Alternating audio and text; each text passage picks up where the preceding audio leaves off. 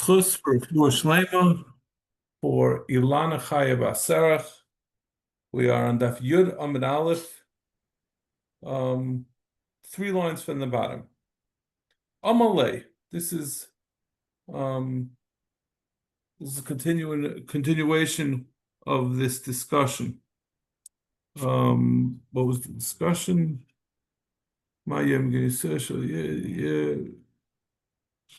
This was the head of the Antoninus was talking to Rebbe. He said, I'm being assailed by the important people in Rome, meaning they were trying to undermine me. So Rebbe brought Antoninus into his garden. Every day he would pick a radish from the row and give it to Antoninus.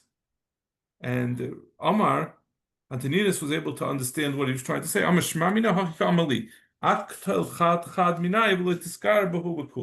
He said, don't openly oppose all of the chashuvim of Rome who are trying to get you, because you're going to end up losing. They'll all band against you, but rather take them one by one. So that's what he meant by plucking a single radish. He was trying to get the message. Rebbe was teaching Antoninus how to deal with it. So why couldn't Rebbe say this openly? Amar Shamoy Chashuvei Rami Mitzarale. Rebbe said, if I would say it openly, they're going to find out that I'm giving him advice how to attack them, and they're going to come after me. Why could Rebbe whisper it to Antoninus?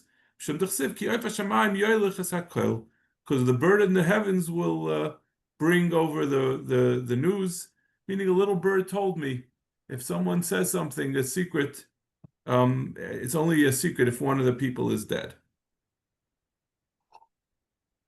Havlehu Barsa, Antoninus had a daughter, the Shema Gira. Her name was Gira.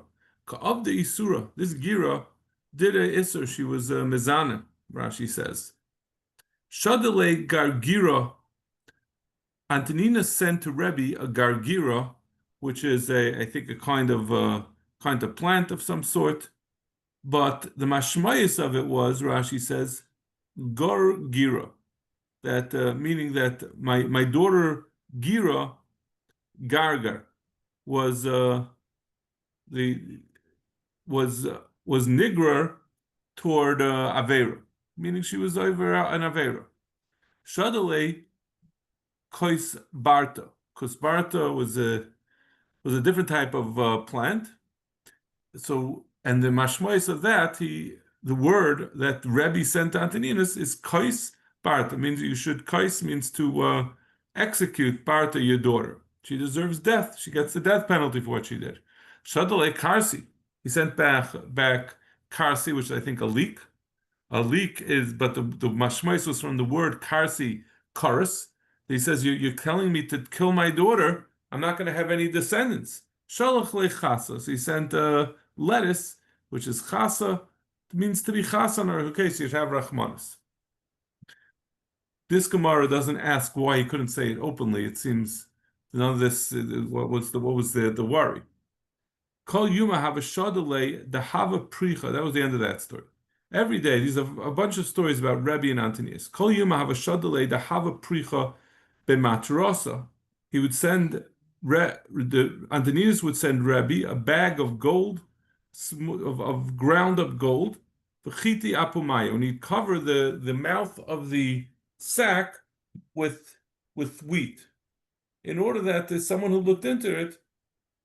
Amalahu amtoyi chiti l'Rebbe, and he would tell the servants who were bringing it to Rebbe, say, "Look, I'm sending a bag of wheat to Rebbe." He didn't want them to realize he was sending them gold. I guess he thought they were going to steal it. Or maybe, as we're going to see, he didn't want people to know about his relationship with Rebbe. Amalei Rebbe, lo tzarichna, isli tuva. Rebbe answered, told Antoninus, "I've got plenty. I don't need it." Amalei heavy laman de basrach. Antoninus said, "It should be for your descendants, your children, the havi labasroi, and they'll give it to their children, to your grandchildren. The asu basrach that will come after you. The asi minayu nefik iluya. And those who come after me, meaning both your children and grandchildren will eventually have to give back this money in bribes to my grandchildren. Meaning, I think the idea is that my children will listen to me when I tell them to be respectful of your children.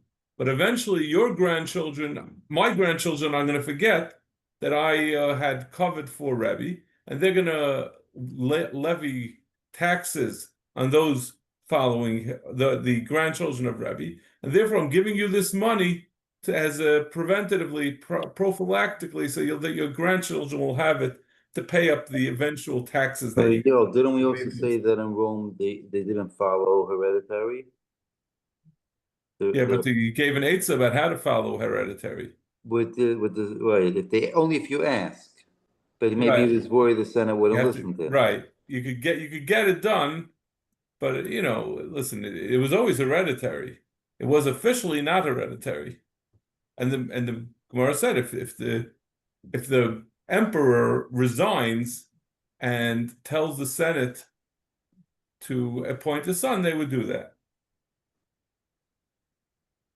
Yeah.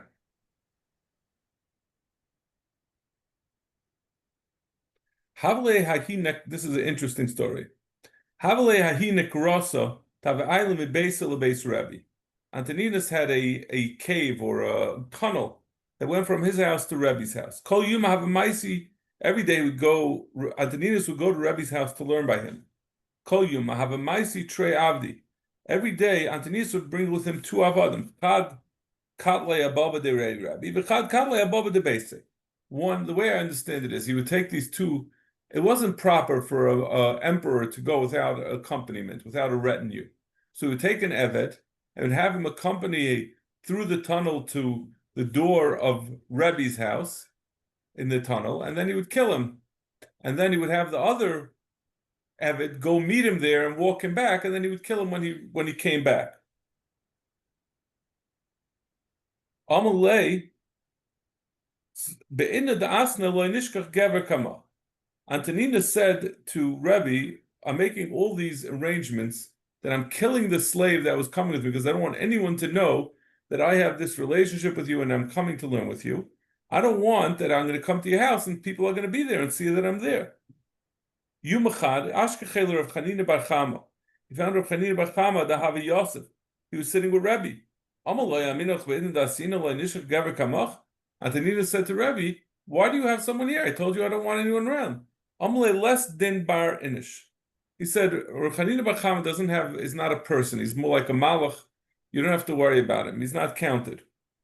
Amalei, Emalela hu avda the gani abava the koim the lacy. So Antoninus said to Rav Chanina bar Chama, go tell the eved that's sleeping, that's guarding the entrance, that he should get up and come here. This is the slave that he had killed earlier. Azal Rav Chanina bar Chama ashchei da have a kotel. He found that he was dead, that Antoninus had slit his throat. What should I do? If I go back to the king, to Antoninus, and tell him that he's dead, the rule is if someone sends you on a shlichus, you're not supposed to bring back that something bad happened. Ashav gave a ezel, so I should just see the dead slave and keep on going, not come back at all. I can't just ignore what he said. He asked for Achmanas on the slave, and he revived him, B'Shadra, and he brought him with him. He presented this revived slave, to Antoninus. I guess Antoninus probably had to kill him again. So Antoninus said, Amar Yadana Zuti de Isbechu Mechayim Mesim. He said, okay, Antoninus said to Rabbi, listen, I get your point. You're trying to prove to me that even the Talmud knows how to be Mechayim Mesim. So you're saying he's more like a Malach, and I should trust him. Said, nevertheless, I still don't want anyone here when I come. It's better safe than sorry. So my observation about this, which someone said it comes about because I'm a Chaim Berliner, I said, what is Antoninus accomplishing with this? He had to get this slave to accompany him in the tunnel, so he shouldn't be walking by himself like a commoner. But then what happened? He killed the slave. What happened to the body of the slave? After a year, there's going to be 365 bodies piled up. I think one of the slaves is going to catch on. So it must be that Antoninus himself, he didn't want to bring other people to bury because then they know. So he must have buried the slave himself. And what you see from this is that a person will even undergo terrible bizyonis to go bury a slave, to be a grave digger for slaves in order to get some covered. It's worth it to have grace of bizyonis for a little bit of covered. Sagt die Gemara. Weiter in the story of Antoninus and Rabbi. It's very apropos for this week's parsha. Well, with Kairach. Sure. Yeah. Time parsha. Yeah. But we're not sure what he did wrong. That's the problem. We have a hard time understanding that part. Kol Yuma have Mishamish l'Rebbe. Every day, Antoninus would be Mishamish Rebbe, would serve him. He looked up to him. Machale, Mashkile would feed him and give him to drink. Kavaboy Rebbe lemesik lepuria, when Rebbe wanted to go into his bed, habigochen kame puria. Antoninus would bend down in front of the bed so Rebbe could step on him to get into bed. Amalei Saki lepuria. He said, "Stand on me and to get into bed." Amalav ayrach ar lezuzul b'malchusa. Kuli hai.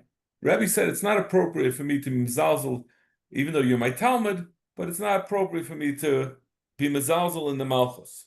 Amar miya simni matzah tachtel olam haba. Antoninus answered him, "Halavaya, I should be like a mat underneath you when you get to olam haba. Halavaya, you should step on me in olam haba." Amalei asina lam almada asi. Antoninus asked Rebbe, "Am I going to get to olam haba?" Amalei in. He said, "Yes." Amalei vaksiv la'yisrid la'beis Esav. But the Torah says there's not going to be anything left over of Esav la'olam haba. It also lavoi, there's going to be nothing left, which means they're not going to be zoicha to olam haba. So that's only limited if they follow in the footsteps of Esav. But one who's one of the righteous Gentiles, he could be zoicha la'olam haba. I may think to all Esav, only one who follows in the ways of Esav. If it wasn't an Avera to kill all those slaves. So Taisva says that all these slaves were people that were Mechuyev Misa. Taisva asked the Kasha, he says he only had slaves that were Mechuyev Misa. They were murderers or Mechuyev Misa for some other reason. He wasn't afraid to hang around with them? So that's another question. They say, why do you have to kill them one at a time? He says, because there would be two of them, they would have overcome him. But one at a time, he felt he could take him. I guess he had a lot of sword training as a emperor. I don't know. Yes, he was competent.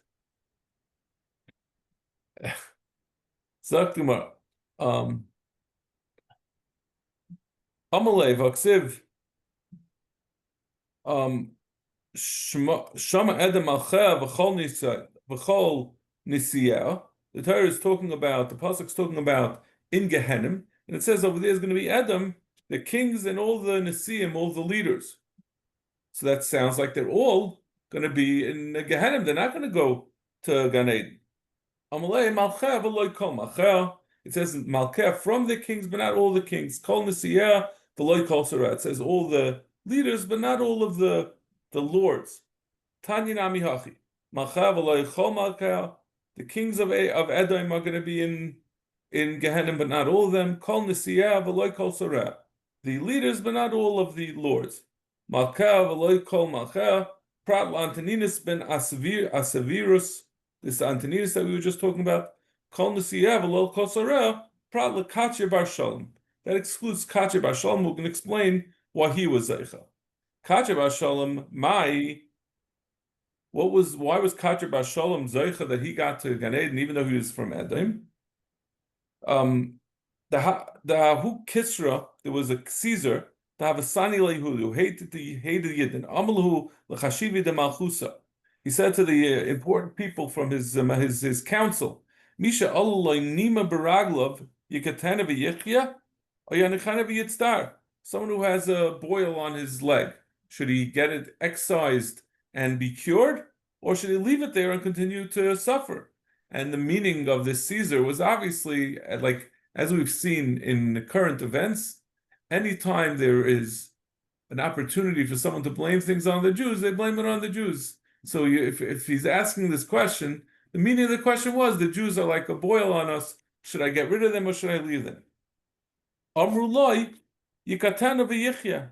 So they said you should leave him and you should cut it off and leave. Hold on a second. I just need 1 minute.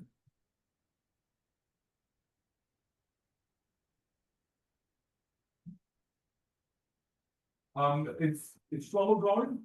Yeah. You have to ride? Yeah, yeah, is that what he's doing, brother?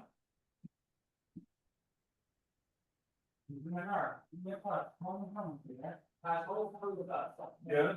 Yeah, well, it's stopping off by echoing. Okay. You see, slow, more done.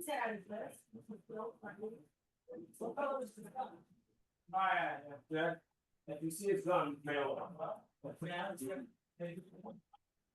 Apologize. Carpool stuff.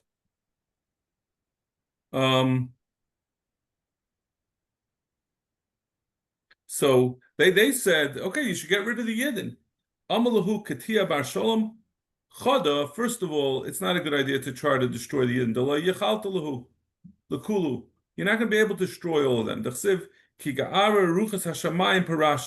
Rebbeinu Shalom says, I've spread you out, the Yidden, like the 4 directions of the winds. Micah Amar, Alima de Bardusan, Alima de Badrotsahun, Bedalad Ruchas.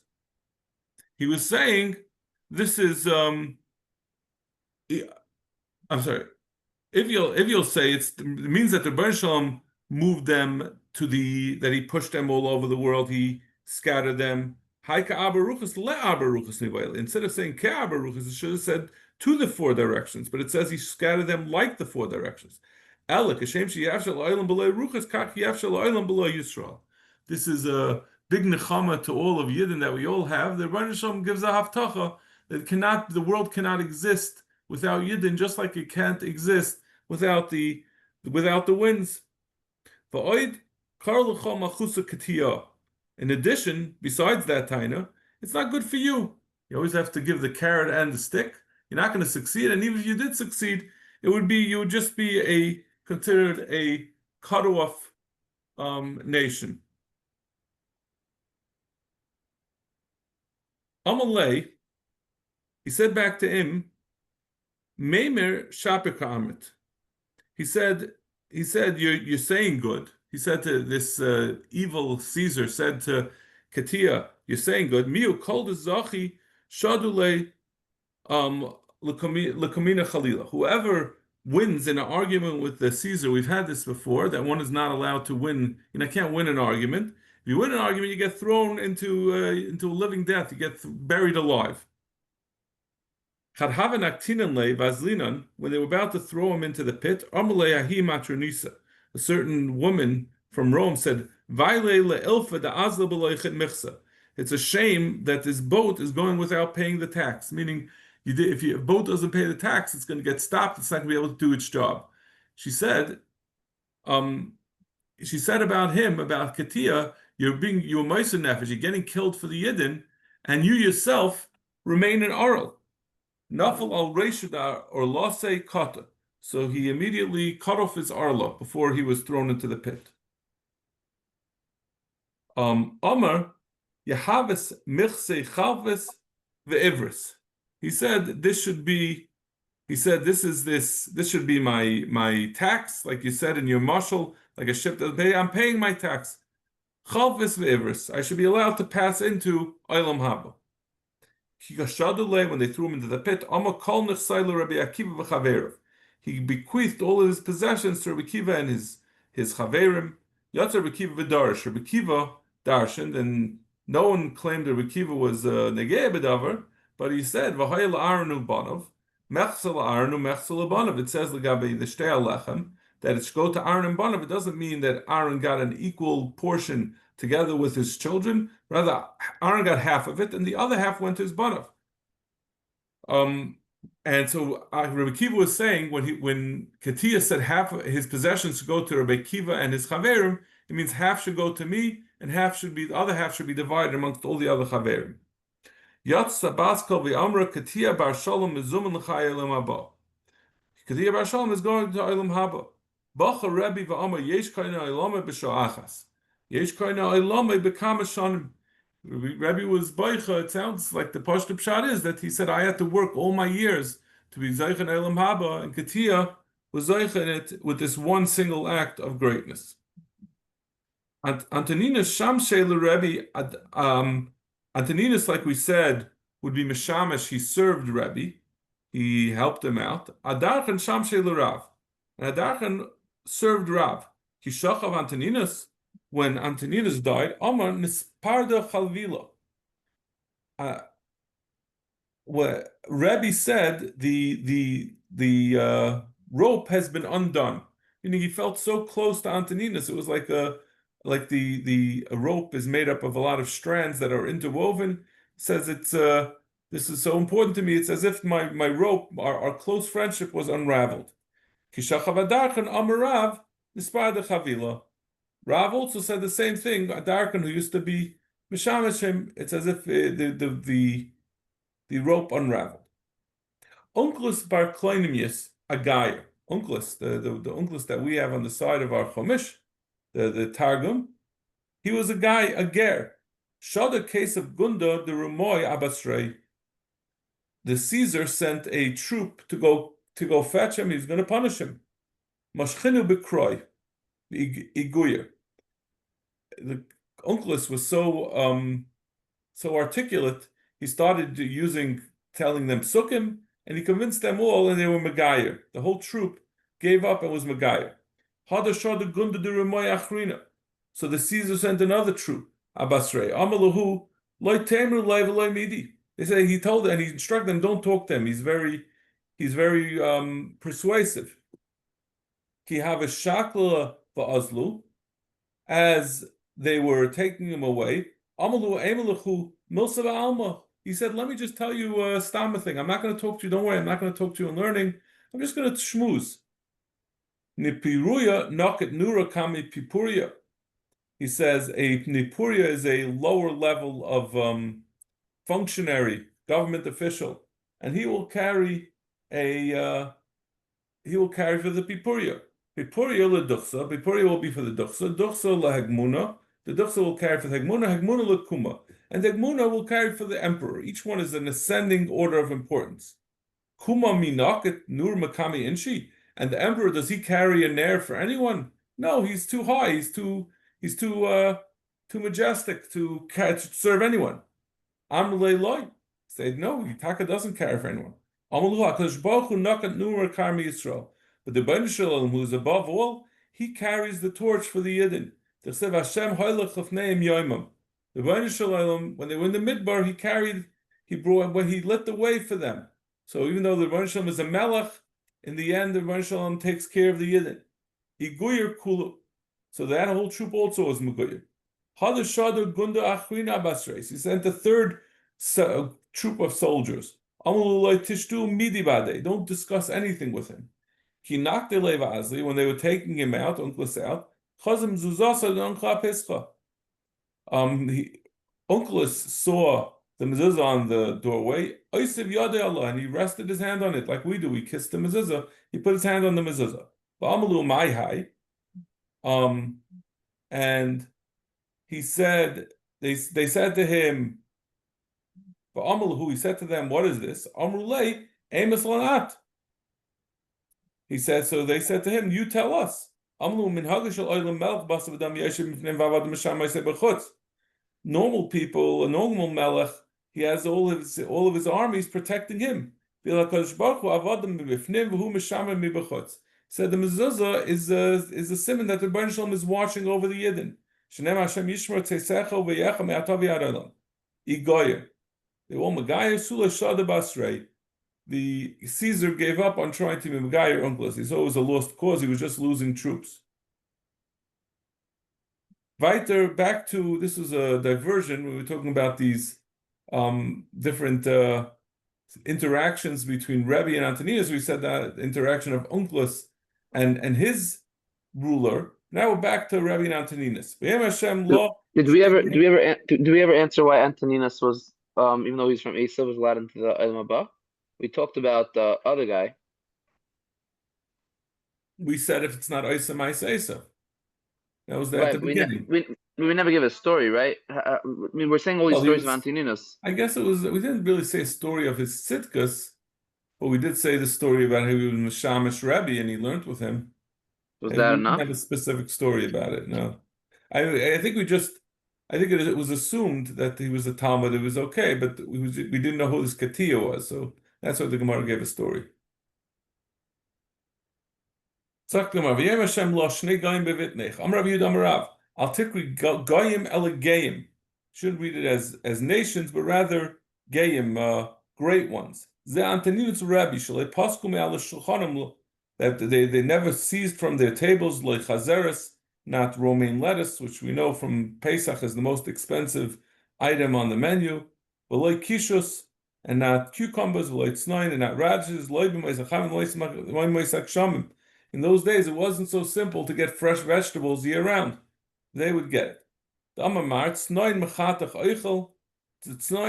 The radishes is good to chop up the food. It turns it over. Kishus mayim, and the kishus makes the innards, it widens a person's stomach. All these things aid in digestion. So these are all good things to have, and therefore they made sure to always have it on their tables. So these are very wealthy people that were able to have that.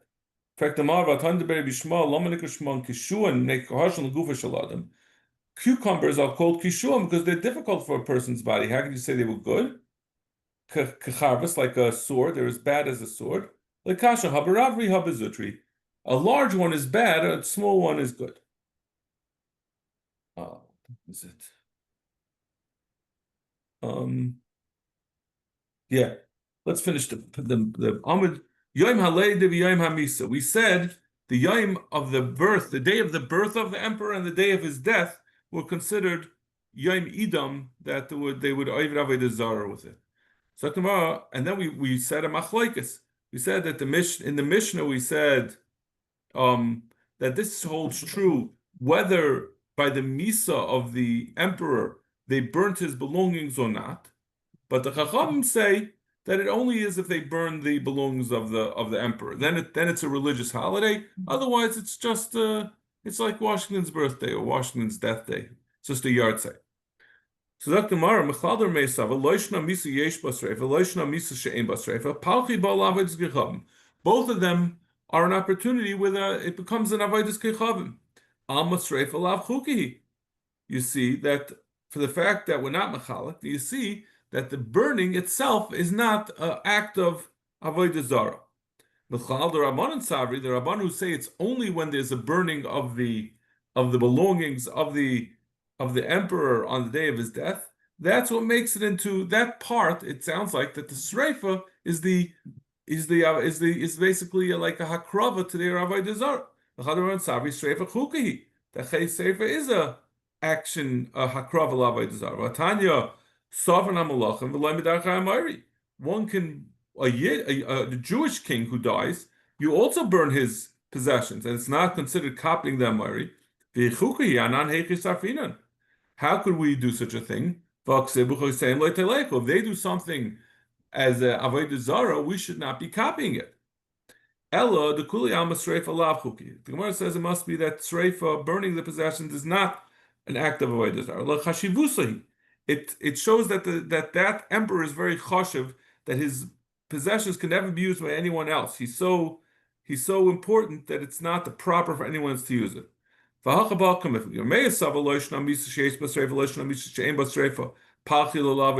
He says whether it has that chashivas or not, on the day of his misa, it's still avodah. They make it into a avodah zara. Rabbanan Savri misa sheyesh basreifa chashiva lahu upalchiba. It's It's just a question of the shreifa shows how chashav it is. If it's chashav enough, then they're over avodah zara, but it's not the actual shreifa that causes the avodah zara. Gufa. We just said that you burn the possessions of a king, and it's not considered following the ways of the goyim. It says that Yirmiyah said to Tzidkiyahu, I'm sorry, that when he said, "Don't worry, when you're going to die, we're going to burn your possessions like a king." So you see that it's not midarchei amar. Just like we burn for a king, so we burn the possessions of a leader. We burn